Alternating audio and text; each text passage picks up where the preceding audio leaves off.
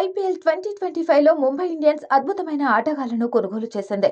వేలానికి ముందే స్టార్ ఆటగాళ్లను రిటైన్ చేసుకున్న ఆ జట్టుకు అందుకు తగ్గట్లుగా జట్టును నిర్మించింది. టీమిండియా టాప్ ఆటగాళ్లైన జస్ప్రీత్ బుమ్రా, రోహిత్ శర్మ, సూర్యకుమార్ యాదవ్, తిలక్ వర్మ, హార్దిక్ పాండ్యాలను అంటిపెట్టుకున్న ముంబై ఇండియన్స్ వేలంలో చాలా తెలివిగా వ్యవహరించింది.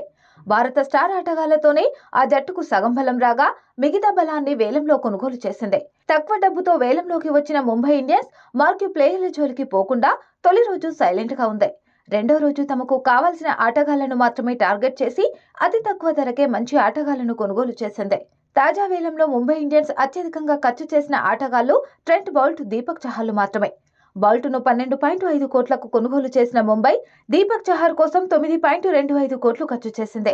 విల్ జాక్స్ ను 5.25 కోట్లకు, అల్లా గజన్ఫర్ ను 4.80 కోట్లకు దక్కించుకుంది.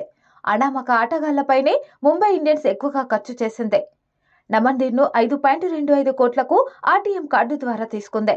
బ్యాటింగ్, బౌలింగ్ పరంగా ముంబై ఇండియన్స్ సమతూకంగా కనిపిస్తుంది. ఆన్ పేపర్ పై ముంబై జట్టు పటిష్టంగా ఉంది.